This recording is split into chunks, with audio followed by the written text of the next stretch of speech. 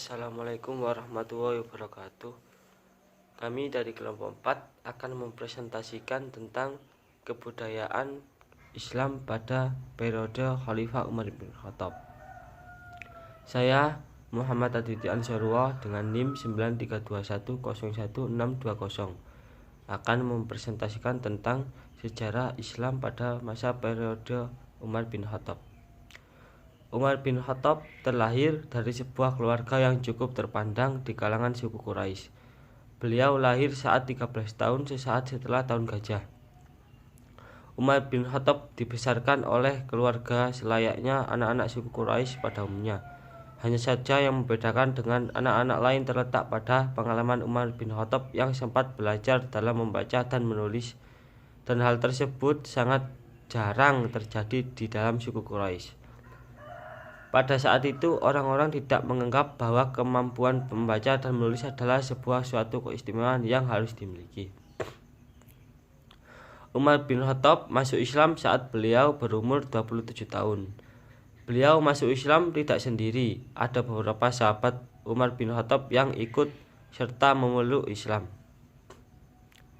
yaitu 40 orang laki-laki dan 10 orang wanita. Pengaruh besar setelah Umar bin Khattab masuk Islam, yaitu dengan ditandai semakin kokohnya Islam di kota Makkah saat itu. Keinginan Umar bin Khattab untuk memeluk Islam sebenarnya sudah sangat lama ia inginkan, tetapi niat tersebut masih belum sepenuhnya tumbuh dengan baik karena masih ada unsur pemabuk, pemarah, dan sebagainya. Masuknya Umar bin Khattab menjadi tanda sebuah awal kemenangan yang nyata bagi umat Islam. Oleh karena itu, Nabi Muhammad memberi gelar kepada Umar bin Khattab, yaitu gelar Al-Faruq, yang memiliki arti pembeda atau pemisah, yang dimaksudkan bahwa Allah sudah memisahkannya antara yang hak dengan yang batil. Hingga saat itu, dakwah Islam semakin maju dan mendapat dukungan yang sangat kuat. Setelah terpilih menjadi khalifah, Umar bin Khattab melakukan beberapa penaklukan, salah satunya kota Mesir. Kota Mesir menjadi incaran Khalifah Umar bin Khattab karena kota tersebut menjadi lumbung besar bagi Konstantinopel. Konstantinopel juga mengalami kekalahan dalam peperangan melawan pasukan Muslim setelah Mesir jatuh ke negara Islam. Karena kota Mesir juga berdekatan dengan Hijaz, yang mana Hijaz ini adalah pelabuhan yang sangat penting bagi pasukan Muslim untuk melakukan penaklukan selanjutnya, yakni ke Afrika. Tentunya umat Islam mendapatkan keuntungan ganda. Terdapat juga rangkaian penaklukan besar yang dilakukan oleh pasukan Muslim pada masa kepemimpinan Khalifah Umar bin Khattab. Di antaranya adalah penaklukan kota Damaskus, yang merupakan kota yang dianggap istimewa oleh kalangan bangsa Arab. Kota yang subur dengan air bersih dan jernih, kebun-kebun yang banyak menghasilkan buah-buahan, dan banyak lagi kelebihan kota Damaskus yang menjadikan kota tersebut sangatlah istimewa. Kemudian penaklukan selanjutnya yakni penaklukan kota Baitul Maqdis, atau yang saat ini disebut kota Palestina. Sebenarnya penaklukan Baitul Maqdis atau kota Palestina dilakukan 2 kali, yakni pada masa Khalifah Umar bin Khattab dan pada masa Daulah Al-Ayyubiyah ketika masa sahabat Umar menjabat sebagai khalifah. Assalamualaikum warahmatullahi wabarakatuh. Saya Alvina Bila dengan NIM 9321022820.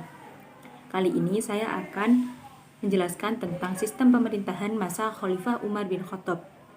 Khalifah Umar merupakan khalifah kedua setelah Khalifah Abu Bakar. Setelah beliau dibiat, Khalifah Umar memiliki prinsip bahwa pejabat yang tidak berlaku adil terhadap rakyatnya, maka ia harus diberi tindakan sesuai dengan apa yang telah ia perbuat. Selama 10 tahun kepemimpinannya, Khalifah Umar sangat menjunjung tinggi nilai keadilan tanpa memandang bulu. Keadilan dan kejujurannya ini dijadikan sebagai dasar dan landasan bagi pemerintahan Khalifah Umar selama menjabat.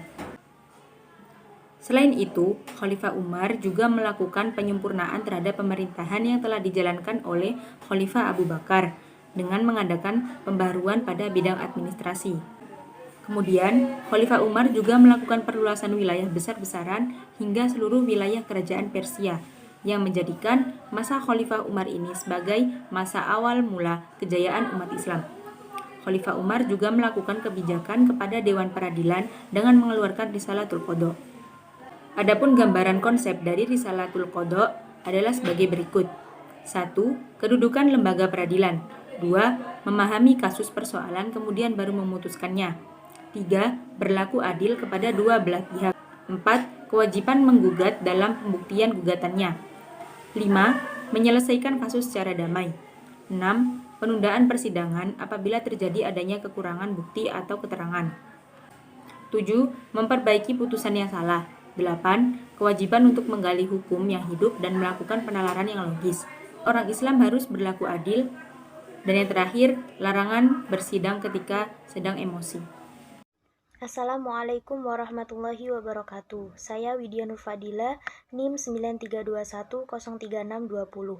Di sini saya akan menjelaskan materi mengenai sistem perekonomian dan sistem pendidikan pada periode Khalifah Umar bin Khattab.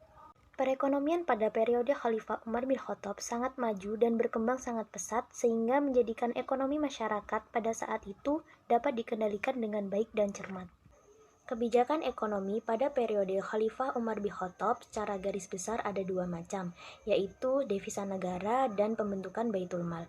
Devisa negara terdiri dari zakat, harta fa'il, ghanimah, jizyah, kharaj, dan devisa negara lainnya. Yang pertama adalah devisa negara.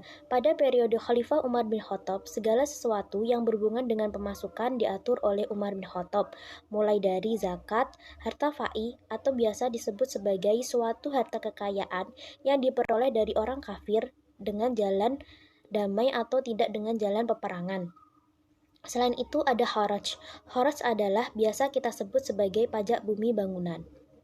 Selanjutnya adalah pembentukan Baitul Mal. Baitul Mal adalah sebuah tempat atau rumah yang digunakan untuk mengumpulkan harta milik negara. Di dalam Baitul Mal berisi pendapatan negara seperti zakat, ghanimah, harta fa'i, jizyah, kharaj, dan pendapatan lainnya. Khalifah Umar bin Khattab juga menunjuk dan mengangkat seseorang sahabat yaitu Abdurrahman bin Ubaid al-Qari agar bertugas sebagai wakil bendahara negara. Khalifah Umar bin Khattab mengangkat beberapa pegawai dengan berbagai bidang dan tugasnya masing-masing. Oleh karena itu, keadaan perekonomian saat periode Khalifah Umar bin Khattab berkembang pesat, signifikan, dan sangat tertata. Selanjutnya adalah sistem pendidikan pada periode Khalifah Umar bin Khattab. Umar bin Khattab merupakan seorang sejarawan, sastrawan, dan ahli fikih. Umar bin Khattab juga pandai dan mahir dalam hal berpidato. Dalam sistem pendidikan, Khalifah Umar bin Khattab melakukan berbagai penyuluhan terkait pendidikan di kota Madinah serta menerapkannya di masjid-masjid yang ada di kota Madinah. Khalifah Umar bin Khattab mengangkat beberapa tenaga pendidik untuk membantu pendidikan di berbagai wilayah yang ada di sana.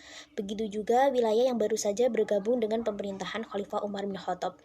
Khalifah Umar bin Khattab selain mengadakan penyuluhan, beliau juga mendirikan masjid-masjid di sekitar wilayah pada saat itu. Kondisi pendidikan pada periode Khalifah Umar bin Khattab mengalami kemajuan dibanding dengan keadaan yang sebelumnya. Khalifah Umar bin Khattab merupakan sosok yang sangat berperan dalam sejarah Islam.